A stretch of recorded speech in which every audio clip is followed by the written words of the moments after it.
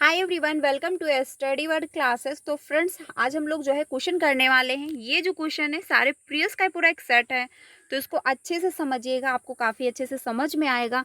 अगर आपने कल की क्लासेस नहीं देखी है तो जा करके ज्वाइन करिएगा, आपको बहुत अच्छे से समझ में आएगा, क्योंकि कल की क्लास में भी हम लोगों ने इम्पॉर्टेंट क्वेश्चन डिस्कस किए हुए थे। साथ ही आपको जो है इंडियन नेशनल मूवमेंट की भी क्लासेस मिली होंगी, जिससे जो है आप में क्वेश्चन पूछे जाते हैं। तो काफ़ी इंपॉर्टेंट क्वेश्चन हम लोगों ने डिस्कस किए हुए थे, तो आप लोग जो है कल की क्लास जो है ज्वाइन कर सकते हैं। तो स्टार्ट करते हैं आज के जो क्वेश्चन है। चैनल पे पहली बार आए हो तो सब्सक्राइब कर लीजिएगा, सो दैट आपको टीचिंग से रिलेटेड सारी अपडेट जो है वो टाइम से मिलती है यहाँ से, और आपको क्लासेस भी प्रोवाइड की जाती हैं। तो स्टार्ट करते हैं फ्रेंड्स आज की जो क्लास है। पहला है क्वेश्चन, इसमें कहा गया है कि भारत के संविधान में निम्नलिखित में से किस भाषा को राष्ट्रभाषा का दर्जा दिया गया। यानी कि कौन से संविधान में बात ये कही गई है कि जो राष्ट्रभाषा है, यानी कि किस भाषा को जो है राष्ट्रभाषा का दर्जा दिया गया। हिंदी, संस्कृत, अंग्रेजी, उपयुक्त में से एक से अधिक, उपयुक्त में से कोई नहीं। तो देखिए, भारत की कोई भी जो है राष्ट्रभाषा नहीं है, क्योंकि क्या है, अगर किसी एक विषय को यानी एक भाषा को अगर राष्ट्रभाषा बना दिया जाता तो विवाद होता। इसलिए जो है हिंदी हमारी राज्य भाषा है, राष्ट्रभाषा कोई भी भारत की नहीं है। तो इसमें जो आंसर होगा वो ई ऑप्शन सही हो जाएगा। ना तो हिंदी है, ना संस्कृत है, यानी और ना तो इंग्लिश है। ठीक है, आंसर जो होगा वो ई ऑप्शन सही हो जाएगा। अगले क्वेश्चन पे चलते हैं। अगला है क्वेश्चन नंबर 2। इसमें कहा गया है कि भारतीय जो है कैबिनेट में पहली महिला थी, यानी भारतीय कैबिनेट में जो पहली महिला रही वो कौन सी थी। तो सरोजनी नायडू हैं, या फिर राजकुमारी अमृत कौर हैं, या फिर इंदिरा गांधी हैं। उपयुक्त में से एक से अधिक, उपयुक्त में से कोई नहीं। तो क्वेश्चन नंबर जो 2 है, इसमें बी ऑप्शन सही हो जाएगा, यानी कि राजकुमारी अमृत कौर हो जाएंगी। ये क्या है, भारतीय राष्ट्र मतलब भारतीय कैबिनेट में पहली महिला थी। ठीक है, तो ध्यान रखिएगा, आंसर जो होगा वो बी ऑप्शन सही हो जाएगा। सरोजनी नायडू क्या थी वो आप लोग कमेंट में बताइएगा। सरोजनी नायडू जो थी ये भारतीय राष्ट्रीय कांग्रेस की पहली भारतीय महिला अध्यक्ष बनी थी, तो ये भी ध्यान रखना। और पहली जो है महिला अध्यक्ष कौन थी, वो एनी बेसेंट थी, लेकिन पहली भारतीय महिला कौन थी, वो आपका सरोजनी नायडू हो जाएगा। ठीक है, तो ये ध्यान रखना, आंसर जो होगा वो बी ऑप्शन सही हो जाएगा। अगले क्वेश्चन पे चलते हैं। अगला क्वेश्चन है 3। इसमें कहा गया है कि स्वतंत्र पार्टी के संस्थापक थे, यानी स्वतंत्र पार्टी जो है इसके संस्थापक कौन है। तो सी राजगोपालाचारी हैं, या फिर सुभाष चंद्र बोस हैं, या फिर चित्तरंजन दास हैं, या फिर उपयुक्त में से एक से अधिक, उपयुक्त में से कोई नहीं। तो क्वेश्चन नंबर जो 3 है, इसमें ए ऑप्शन सही हो जाएगा, सी राजगोपालाचारी हो जाएंगे, यानी कि ये स्वतंत्र पार्टी के संस्थापक रहे हैं। आंसर जो होगा वो फर्स्ट ऑप्शन सही हो जाएगा। अगले क्वेश्चन पे चलते हैं। अगला है क्वेश्चन नंबर 4। इसमें है, राष्ट्र निर्माण के आधारभूत दृष्टिकोण में क्या सम्मिलित नहीं है। यानी कि राष्ट्र के निर्माण में जो है आधारभूत क्या सम्मिलित नहीं है। तो पहला है, नीति निर्माण में जो है क्षेत्रीय मुद्दों पर पर्याप्त ध्यान दिया जाना, या फिर विभिन्न संस्कृतियों की विशिष्टताओं को छोड़े बिना संयुक्त सामाजिक जीवन, या फिर क्षेत्रीय आकांक्षाओं की राजनीतिक अभिव्यक्ति को जो है राष्ट्र विरोधी मानना, या फिर उपयुक्त में से एक से अधिक, या फिर कोई नहीं। तो क्वेश्चन नंबर जो 4 है, इसमें आंसर सही होगा सी, यानी कि क्षेत्रीय आकांक्षाओं की राजनीतिक अभिव्यक्ति को राष्ट्र विद्रोही विरोधी मानना। ठीक है, आंसर जो होगा वो सी ऑप्शन सही हो जाएगा, क्योंकि राष्ट्र के निर्माण में कोई आधारभूत ये टॉपिक नहीं है। बाकी क्या है, नीति निर्माण में क्षेत्र मुद्दों पर पर्याप्त ध्यान दिया जाना चाहिए, ये बात सही है। विभिन्न जो है संस्कृतियों की विशिष्टताओं को जो है छोड़े बिना संयुक्त सामाजिक जीवन, ये भी बात सही है। सी ऑप्शन आपका सही हो जाएगा, क्योंकि यही नहीं है। अगले क्वेश्चन पे चलते हैं। अगला है क्वेश्चन नंबर 5। संविधान सभा ने जो है संविधान को अंगीकार किया, यानी जो संविधान सभा है उसने जो है किसको अंगीकार किया। तो 26 नवंबर सन 1949 को, या फिर 26 जनवरी सन 1950 को, या फिर 15 अगस्त 1950, उपयुक्त में से एक से अधिक, उपयुक्त में से कोई नहीं। तो क्वेश्चन नंबर जो 5 है, इसमें आंसर जो होगा वो ए ऑप्शन सही हो जाएगा। ठीक है, ए ऑप्शन सही होगा, यानी कि 26 नवंबर 1949 को संविधान सभा ने संविधान को अंगीकार किया था। आंसर होगा फर्स्ट ऑप्शन। ठीक है, बाकी क्या है, सारे ऑप्शन गलत हो जाएंगे। अगले क्वेश्चन पे चलते हैं। अगला है, इनमें से कौन संविधान सभा में उपाध्यक्ष थे? तो इनमें से बताना है कौन जो है संविधान सभा के उपाध्यक्ष रहे हैं। तो H.C. मुखर्जी हैं, या फिर K.M. मुंशी हैं, या फिर चित्तरंजन दास हैं, या फिर उपयुक्त में से एक से अधिक, उपयुक्त में से कोई नहीं।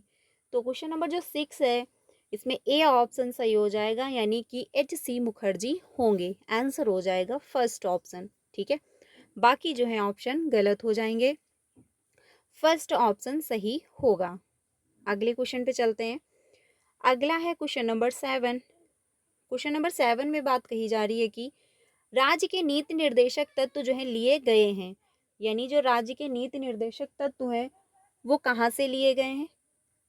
कनाडा के संविधान से, या फिर आयरलैंड के संविधान से, या फिर ब्रिटिश संविधान से, या फिर उपयुक्त में से एक से अधिक, उपयुक्त में से कोई नहीं। तो क्वेश्चन नंबर जो है 7, इसमें आंसर सही होगा बी, यानी कि आयरलैंड के संविधान से लिए गए हैं। ध्यान रखना, राज्य के जो नीति निर्देशक तत्व हैं वो कहाँ से लिए गए हैं?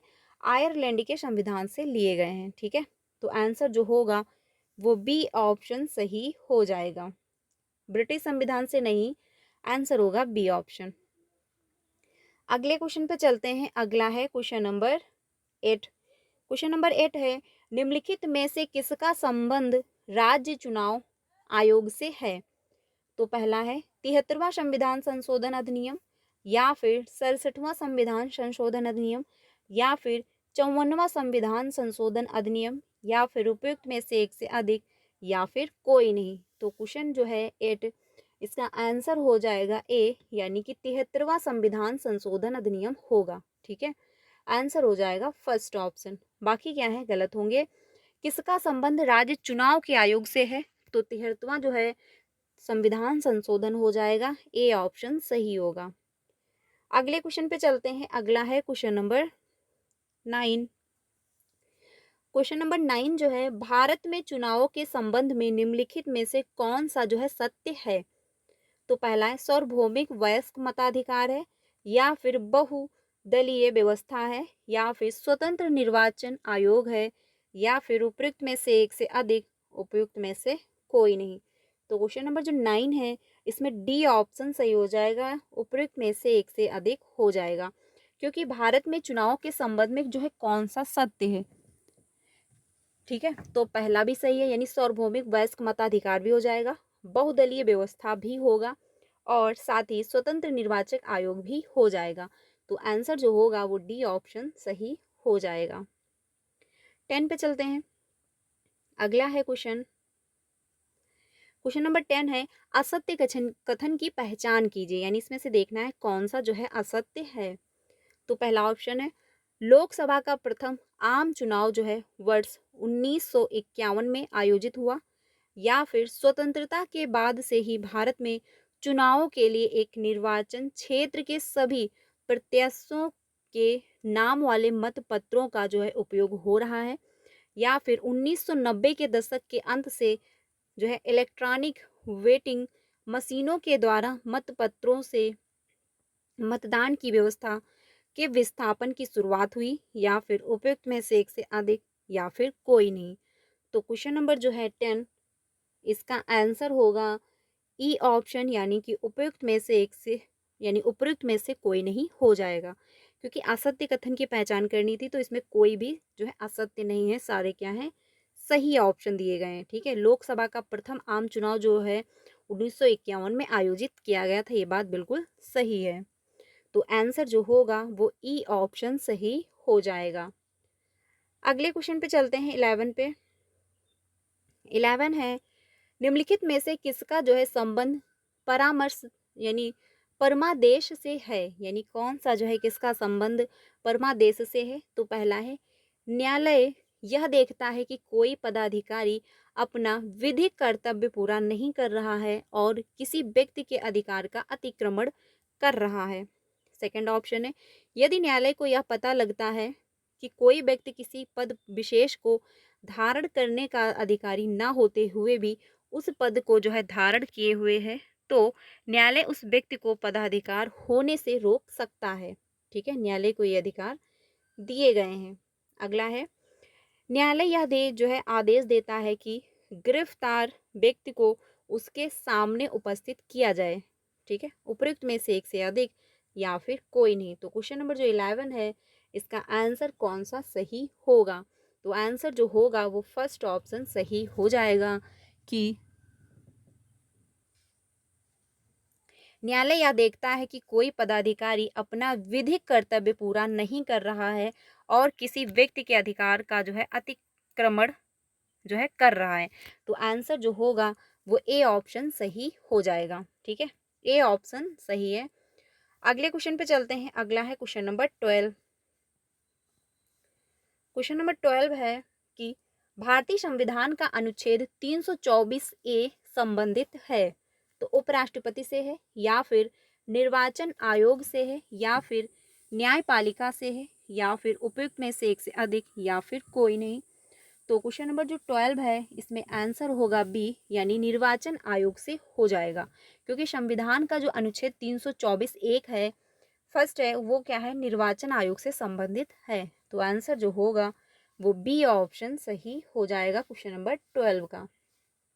ठीक है, बी ऑप्शन सही है। अगले क्वेश्चन पे चलते हैं। अगला है, संघ सूची के विषय में निम्नलिखित में से कौन सा कथन असत्य है? तो इसमें से ये देखना है कि कौन सा कथन जो है वो असत्य है। तो पहला है, संघ सूची में प्रतिरक्षा, विदेशी मामले, बैंकिंग जैसे राष्ट्रीय महत्व के विषय हैं या फिर पूरे देश के लिए इन मामलों में एक तरफ की नीतियों की आवश्यकता है, इसी कारण इस विषयों को संघ सूची में डाला गया है, या फिर संघ सूची में वर्णित विषयों के बारे में कानून बनाने का अधिकार केवल केंद्र सरकार को है, या फिर उपयुक्त में से एक से अधिक या फिर कोई नहीं हो जाएगा। तो क्वेश्चन नंबर जो 13 है, इसमें आंसर होगा ई ऑप्शन, यानी कि उपयुक्त में से कोई नहीं होगा, क्योंकि पूछा है असत्य कथन कौन सा है, तो असत्य कथन इसमें से कोई भी नहीं है, तो ई ऑप्शन सही हो जाएगा। ठीक है, अगले क्वेश्चन पे चलते हैं। अगला है क्वेश्चन नंबर 14। 14 है, किसी राज्य ने भारत में पहली गैर कांग्रेसी राज्य सरकार को चुना। तो ऑप्शन है पहला उत्तर प्रदेश, केरल, बिहार, उपयुक्त में से एक से अधिक, उपयुक्त में से कोई नहीं। तो आंसर कौन सा सही होगा? क्वेश्चन नंबर 14 का बी ऑप्शन सही हो जाएगा, यानी कि केवल केरल होगा। ठीक है, बी ऑप्शन सही हो जाएगा कि किस राज्य ने भारत में पहली गैर कांग्रेसी राज्य सरकार को चुना था, तो केरल राज्य हो जाएगा। आंसर होगा बी ऑप्शन। अगले क्वेश्चन पे चलते हैं। अगला है क्वेश्चन नंबर 15। 15 में कहा गया है, आधारभूत संरचना सिद्धांत के विषय में निम्नलिखित में से कौन सा कथन सत्य है? ये आपको बताना है कि कौन सा स्टेटमेंट वो सही है।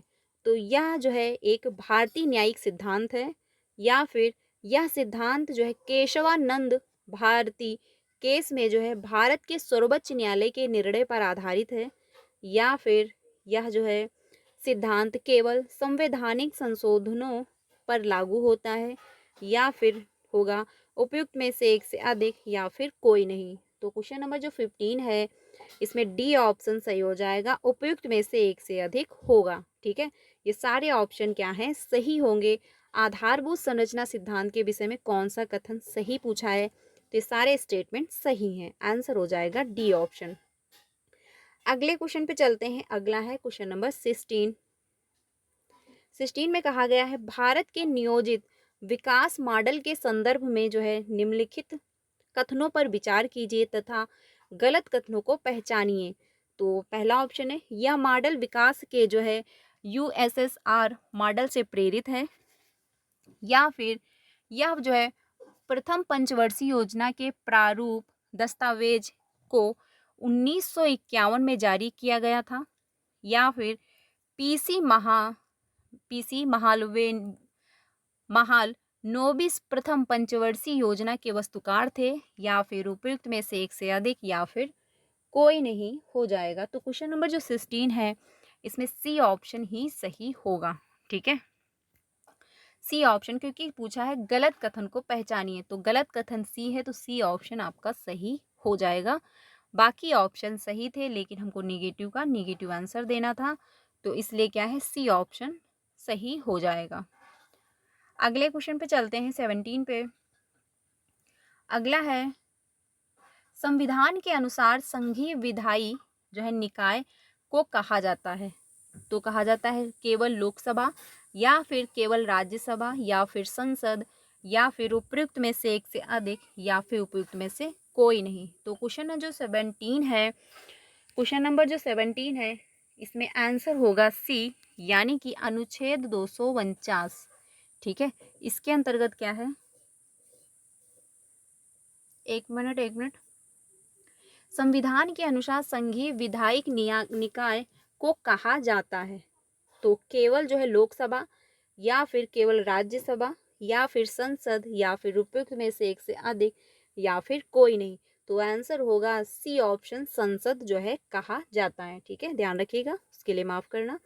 आंसर हो जाएगा सी ऑप्शन, केवल राज्यसभा नहीं होगा, ना तो केवल जो है लोकसभा होगा, संसद आंसर आपका सही हो जाएगा।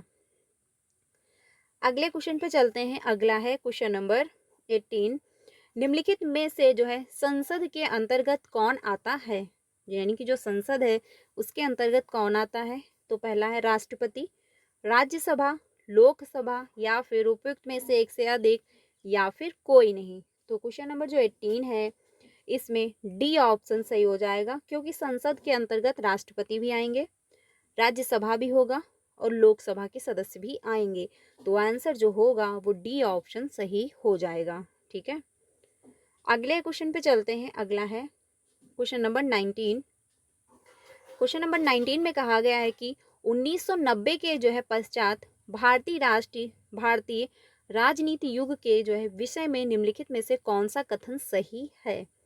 तो पहला है, यह जो है आर्थिक सुधारों पर जो है आम सहमति का युग है, या फिर यह गठबंधन जो है सरकारों का युग है, या फिर यह संघ के बाहर स्वायत्तता के लिए प्रांतीय आकांक्षाओं में वृद्धि का युग है, या फिर उपयुक्त में से एक से अधिक, या फिर कोई नहीं। तो क्वेश्चन नंबर जो 19 है इसमें डी ऑप्शन सही हो जाएगा, यानी कि उपयुक्त में से एक से अधिक हो जाएंगे। ये सारे जो हैं स्टेटमेंट सही दिए गए हैं। ठीक है, तो ऑप्शन होगा डी ऑप्शन। अगले क्वेश्चन पे चलते हैं 20 पे। अगला है क्वेश्चन नंबर 20 में कहा गया है कि भारतीय संविधान के किस अनुच्छेद के अनुसार अन्य पिछड़े वर्गों के कल्याण को बढ़ावा देना सरकार के लिए अनिवार्य है। तो अनुच्छेद 356 है, या फिर अनुच्छेद 340 है, या फिर अनुच्छेद जो है 249 है, या फिर उपयुक्त में से एक से अधिक, या फिर कोई नहीं। तो बात हुई अन्य पिछड़े वर्गों के कल्याण को बढ़ावा देने के लिए सरकार के लिए अनिवार्य है, तो कौन सा अनुच्छेद जो है वो अनिवार्य होगा। तो क्वेश्चन नंबर जो 20 है इसमें बी ऑप्शन सही होगा, यानी कि अनुच्छेद जो है 340 हो जाएगा। ठीक है, अनुच्छेद जो है 340 होगा, आंसर हो जाएगा बी ऑप्शन। अगले क्वेश्चन पे चलते हैं 21 पे। 21 है, निम्नलिखित में से कौन भारतीय संविधान के संशोधन में सम्मिलित होता है। तो पहला ऑप्शन है राष्ट्रपति है, संसद है, न्यायपालिका है, उपयुक्त में से एक से अधिक, या फिर कोई नहीं। तो क्वेश्चन नंबर जो 21 है इसमें डी ऑप्शन सही हो जाएगा, उपयुक्त में से एक से अधिक हो जाएगा। ठीक है, राष्ट्रपति भी होगा, संसद भी होगा, न्यायपालिका भी होगा, तो आंसर जो होगा वो डी ऑप्शन सही हो जाएगा क्वेश्चन नंबर 21 का। अगले क्वेश्चन पे चलते हैं। अगला है क्वेश्चन नंबर 22। इसमें कहा गया है, क्या एक ही व्यक्ति को एक से अधिक जो है राज्यों का राज्यपाल नियुक्त किया जा सकता है। हाँ, नहीं, अस्थायी तौर पर ही मात्र, या फिर उपयुक्त में से एक से अधिक, या फिर कोई नहीं। तो क्वेश्चन नंबर जो है 22 इसमें ए ऑप्शन सही होगा। हाँ, ठीक है, यानी कि एक से अधिक राज्यों का राज्यपाल नियुक्त किया जा सकता है एक ही व्यक्ति को, अगर नहीं है तो नियुक्ति हो सकती है। तो आंसर हो जाएगा ए ऑप्शन। बाकी क्या है, सारे ऑप्शन गलत होंगे। अगले क्वेश्चन पे चलते हैं 23 पे। अगला है क्वेश्चन 23। इसमें कहा है कि समवर्ती सूची का उल्लेख है तो 5वीं अनुसूची में है, या फिर 8वीं अनुसूची में है, या फिर 7वीं अनुसूची में है, या फिर उपयुक्त में से एक से अधिक, या फिर उपयुक्त में से कोई नहीं। तो क्वेश्चन नंबर 23 जो है इसमें सी ऑप्शन सही हो जाएगा, 7वीं अनुसूची हो जाएगा। ठीक है, यानी कि समवर्ती सूची का जो उल्लेख हुआ है वो किस में हुआ है, 7वीं अनुसूची में हुआ है। ठीक है, तो आंसर हो जाएगा सी ऑप्शन। अगले क्वेश्चन पे चलते हैं। अगला है क्वेश्चन नंबर 24 है, सार्वभौमिक मताधिकार का अर्थ यह है कि मत देने का अधिकार जो है नियंत्रित नहीं होता है। तो जाति या लिंग से, या फिर आस्था से, या फिर संपत्ति से, या फिर एक से अधिक, या फिर कोई नहीं। तो क्वेश्चन नंबर जो 24 है इसमें आंसर सही हो जाएगा डी, यानी कि उपयुक्त में से एक से अधिक हो जाएगा। ठीक है, डी ऑप्शन जो है वो सही होगा, क्योंकि क्या है, एक से अधिक हो जाएंगे, क्योंकि सार्वभौमिक मताधिकार का अर्थ यह है कि मत देने का अधिकार जो है नियंत्रित नहीं होता है। तो आंसर जो है जाति या लिंग भी है, आस्था भी है, संपत्ति भी हो जाएगा। तो आंसर जो है वो डी ऑप्शन होगा। अगले क्वेश्चन पे चलते हैं 25 पे। 25 है, निम्नलिखित में से किसकी नियुक्ति भारत के राष्ट्रपति द्वारा की जाती है। तो पहला है भारत के मुख्य न्यायाधीश के द्वारा, या फिर उच्च न्यायालय के न्यायाधीश, या फिर राज्य निर्वाचन आयुक्त, या फिर उपयुक्त में से एक से अधिक, या फिर कोई नहीं। तो क्वेश्चन नंबर जो 25 है इसका आंसर होगा डी ऑप्शन। ठीक है, डी ऑप्शन सही हो जाएगा, उपयुक्त में से एक से अधिक हो जाएगा, यानी कि भारत के मुख्य न्यायाधीश ये भी होगा, उच्च न्यायालय के न्यायाधीश ये भी होगा, जो है राज्य निर्वाचन आयुक्त ये भी होगा। तो आंसर जो होगा वो डी ऑप्शन सही हो जाएगा। अगले क्वेश्चन पे चलते हैं 26 पे। 26 है, अनुच्छेद 280 संबंधित है तो संघ लोक सेवा आयोग से है, या फिर बिहार लोक सेवा आयोग से है, या फिर वित्त आयोग से है, या फिर उपयुक्त में से एक से अधिक, उपयुक्त में से कोई नहीं। तो कौन सा जो है आंसर सही होगा 26 का। तो 26 जो है इसमें आंसर होगा सी ऑप्शन, यानी वित्त आयोग से हो जाएगा। यानी कि 280 जो अनुच्छेद है ये किससे संबंधित है, वित्त आयोग से संबंधित है। ध्यान रखिएगा, आंसर हो जाएगा सी ऑप्शन। अगले क्वेश्चन पे चलते हैं। अगला है क्वेश्चन नंबर 27 है, मौलिक कर्तव्यों को किस समिति के जो है सिफारिश पर संविधान में जोड़ा गया है। तो पहला ऑप्शन है स्वर्ण सिंह समिति है, या फिर शाह समिति है, या फिर जस्टिस वर्मा समिति है, या फिर उपयुक्त में से एक से अधिक, उपयुक्त में से कोई नहीं। तो क्वेश्चन नंबर जो 27 है इसमें ए ऑप्शन सही हो जाएगा, यानी कि स्वर्ण सिंह समिति हो जाएगा। ठीक है, ए ऑप्शन जो है वो सही होगा। ध्यान रखिएगा, आंसर हो जाएगा फर्स्ट ऑप्शन, सह समिति नहीं होगा, जस्टिस वर्मा समिति ये भी नहीं होगा, आंसर फर्स्ट ऑप्शन हो जाएगा। अगले क्वेश्चन पे चलते हैं 28 पे। 28 है, किस देश में जो है फर्स्ट जो है फर्स्ट फास्ट द पोस्ट प्रणाली है। कनाडा है, भारत है, जो है यूनाइटेड किंगडम है, या फिर उपयुक्त में से एक से अधिक, या फिर कोई नहीं। तो ये जो प्रणाली है ये कहाँ पर है ये बताना था। तो 28 है, डी ऑप्शन सही हो जाएगा, यानी कि उपयुक्त में से एक से अधिक होगा। ठीक है, कनाडा भी होगा, भारत भी होगा, और आपका यूनाइटेड किंगडम भी हो जाएगा। तो आंसर होगा डी ऑप्शन। अगले क्वेश्चन पे चलते हैं 29 पे। 29 है कि ताड़ी विरोधी आंदोलन की शुरुआत जो है किस राज्य में हुई। तो आंध्र प्रदेश है, केरल है, उड़ीसा है, उपयुक्त में से एक से अधिक, उपयुक्त में से कोई नहीं। तो क्वेश्चन नंबर जो 29 है इसमें ए ऑप्शन सही हो जाएगा, यानी कि आंध्र प्रदेश हो जाएगा। ठीक है, ताड़ी विरोधी आंदोलन की शुरुआत कहाँ से हुई, आंध्र प्रदेश से हुई। तो आंसर होगा ए ऑप्शन, केरल नहीं होगा, उड़ीसा भी नहीं होगा, आंसर हो जाएगा ए ऑप्शन। अगले क्वेश्चन पे चलते हैं। अगला है क्वेश्चन, चैनल पे पहली बार आए हो तो सब्सक्राइब कर लीजिएगा, क्योंकि जो आपके एग्ज़ाम 19 जुलाई से होने वाले हैं तो सारे पेपर का एनालिसिस आपको मेरे चैनल से मिल जाएगा, तो आप लोग मेरे साथ ज्वाइन हो सकते हैं, ठीक है। अगला है क्वेश्चन, ऐसे विधेयक जिनमें जो है स्पष्ट रूप से करापोषण या करों की समाप्ति से संबंधित प्रावधान होते हैं, उन्हें किस श्रेणी में रखा जाता है? तो धन्य विधेयक है, या फिर वित्त विधेयक है, या फिर साधारण विधेयक है, या फिर उपयुक्त में से एक से अधिक, या फिर कोई नहीं। तो क्वेश्चन नंबर जो 30 है इसमें ए ऑप्शन सही हो जाएगा, यानी कि धन विधेयक हो जाएगा, ठीक है। ए ऑप्शन जो है वो सही होगा। वित्त विधेयक जो है, साधारण विधेयक ये नहीं होगा, आंसर हो जाएगा ए ऑप्शन। अगले क्वेश्चन पे चलते हैं 31 पे। 31 है, निम्नलिखित में से किसका जो है लोकतंत्र के विचार में विश्वास नहीं है? उदारवादी है, कट्टरपंथी है, या फिर समाजवादी है, या फिर उपयुक्त में से एक से अधिक, उपयुक्त में से कोई नहीं। तो क्वेश्चन नंबर जो 31 है इसमें आंसर होगा बी, यानी कि कट्टरपंथी हो जाएगा। लोकतंत्र के विचार में विश्वास नहीं है तो कट्टरपंथी जो है इसमें विश्वास नहीं है, तो आंसर जो होगा वो बी ऑप्शन हो जाएगा। अगले क्वेश्चन पे चलते हैं 32 पे। लोकतंत्र के जो है अंतर विरोधियों को इंगित करने के लिए जो है किसने द एप्पल कार्ड जो है नामक नाटक लिखा? तो विलियम जो है शेक्सपियर है, या फिर जॉर्ज जो है बर्नार्ड शॉ है, या फिर जो है मुल्क राज आनंद है, या फिर उपयुक्त में से एक से अधिक, उपयुक्त में से कोई नहीं। तो क्वेश्चन नंबर 32 का बी ऑप्शन सही हो जाएगा। जॉर्ज जो है बर्नार्ड शॉ जो है इन्होंने कौन सी नाटक लिखी है? द एप्पल कार्ड, ठीक है। आंसर हो जाएगा बी ऑप्शन। किस लिए लिखा था?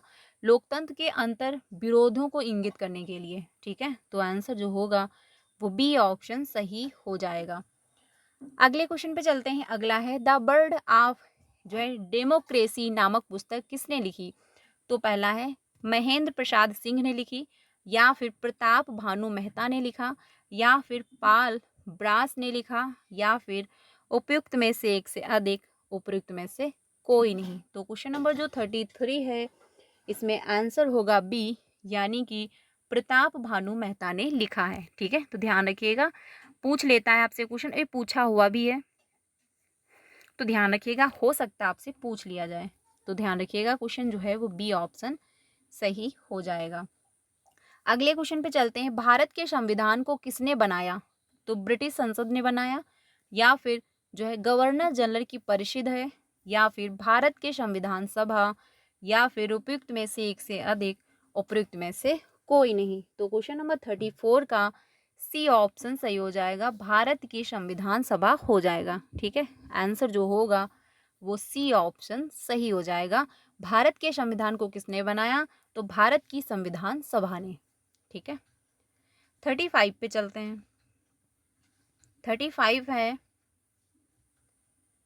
निम्नलिखित में से किस देश ने जो है एकदम आरंभ से ही अपनी लोकतांत्रिक व्यवस्था में सार्वभौमिक वयस्क मताधिकार लागू किया था?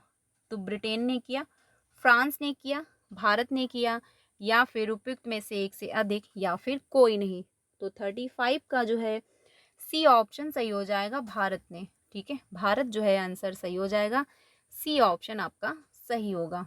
ब्रिटेन नहीं होगा, फ्रांस भी नहीं होगा, आंसर हो जाएगा सी ऑप्शन। अगले क्वेश्चन पे चलते हैं। अगला है, निम्नलिखित में से किस देश में एक जो है बहुमतवादी लोकतांत्रिक राज्य व्यवस्था का होना माना जाता है? तो श्रीलंका है, ब्रिटेन है, दक्षिण कोरिया है, उपयुक्त में से एक से अधिक, उपयुक्त में से कोई नहीं। तो क्वेश्चन नंबर जो 36 है इसमें ए ऑप्शन सही हो जाएगा, श्रीलंका, ठीक है। बहुमतवादी लोकतांत्रिक जो है राज्य व्यवस्था का होना माना जाता है कौन से देश में? तो श्रीलंका हो जाएगा। ब्रिटेन नहीं होगा, दक्षिण कोरिया भी नहीं होगा, ए ऑप्शन सही हो जाएगा। अगले क्वेश्चन पे चलते हैं 37 पे। 37 है, निम्नलिखित में से कौन सा भारत में सरकार का सबसे निचला स्तर है? तो आपका पहला है छानवी बोर्ड है, या फिर पंचायत है या फिर नगर निगम है या फिर उपयुक्त में से एक से अधिक, उपयुक्त में से कोई नहीं। तो क्वेश्चन जो है 37, इसमें बी ऑप्शन सही हो जाएगा, पंचायत। ठीक है, पंचायत जो है सबसे निचला स्तर हो जाता है, तो आंसर जो होगा वो बी ऑप्शन सही हो जाएगा। अगले क्वेश्चन पे चलते हैं। अगला है 38, एक लोकतांत्रिक राज्य व्यवस्था में सत्ता संघर्ष का सबसे सुंदर प्रकार जो है निम्नलिखित में से कौन सा है? तो पहला है चुनाव, विद्रोह है, जन आंदोलन है, उपयुक्त में से एक से अधिक, उपयुक्त में से कोई नहीं। तो क्वेश्चन नंबर जो 38 है, इसमें ए ऑप्शन सही हो जाएगा, चुनाव। ठीक है, चुनाव जो है वो क्या है, सबसे सुंदर प्रकार निम्नलिखित में से कौन सा है लोकतांत्रिक राज्य व्यवस्था में? तो आंसर होगा ए ऑप्शन। बाकी क्या है, विद्रोह, जन आंदोलन, ये आपका नहीं होगा, चुनाव हो जाएगा। आंसर होगा ए ऑप्शन। अगले क्वेश्चन पे चलते हैं। अगला है 39, इनमें से किसे भारत में लोकतंत्र को गहरा करने का श्रेय दिया जाता है? तो जवाहरलाल नेहरू हैं, महात्मा गांधी हैं, चारू जो है मजूमदार हैं, उपयुक्त में से एक से अधिक, उपयुक्त में से कोई नहीं। तो क्वेश्चन नंबर 39 का ए ऑप्शन सही हो जाएगा, जवाहरलाल नेहरू हो जाएंगे, क्योंकि भारत में लोकतंत्र को गहरा करने का श्रेय किसको दिया जाता है? जवाहरलाल नेहरू जी को। आंसर हो जाएगा ए ऑप्शन। आपके ऑफिशियल आंसर की में ए आंसर गिवन है, तो हमको क्या है, ए आंसर के ही साथ जाना है। ठीक है, बाकी आंसर गलत हो जाएंगे। ये क्वेश्चन आपका इंडियन नेशनल मूवमेंट से लिया गया है। ठीक है, इंडियन नेशनल मूवमेंट जो है वहाँ से लिया गया है। तो अगर आपका कंप्लीट नहीं है तो आपको मेरे चैनल पर क्लासेस मिल जाएंगी, तो उसको जाकर के आप ज्वाइन कर सकते हैं। अगले क्वेश्चन पे चलते हैं। यानी कल की ही क्लास में हम लोगों ने इंपॉर्टेंट क्वेश्चन डिस्कस किए हैं इंडियन नेशनल मूवमेंट के, तो वो भी क्लास आप ज्वाइन कर सकते हैं। इनमें से किस जो है सिद्धांतकार ने लोकतंत्र शब्द को बहुतंत्र शब्द से जो है स्थापना जो है पत्र करना चाहा? तो अब पहला है हेरोल्ड जो है लस्की, या फिर जॉर्ज जो है सबाइन, या फिर रॉबर्ट जो है डलहल, उपयुक्त में से एक से अधिक, उपयुक्त में से कोई नहीं। तो इसमें आंसर जो होगा वो सी ऑप्शन सही हो जाएगा, रॉबर्ट जो है डलहन हो जाएंगे। यानी बहुतंत्र शब्द के जो है स्थापन पत्र करना चाहा, ये आंसर होगा आपका सी ऑप्शन। ठीक है, लोकतंत्र शब्द को जो है बहुतंत्र में कौन परिवर्तित करना चाह रहा था? तो रॉबर्ट जो है डलहन हो जाएंगे। आंसर हो जाएगा आपका C option. Indian National Movement से क्वेश्चन पूछे जाते हैं, काफ़ी बार पूछे गए हैं। मैंने अभी आपको बताया ये क्वेश्चन इंडियन नेशनल मूवमेंट का ही आया हुआ है।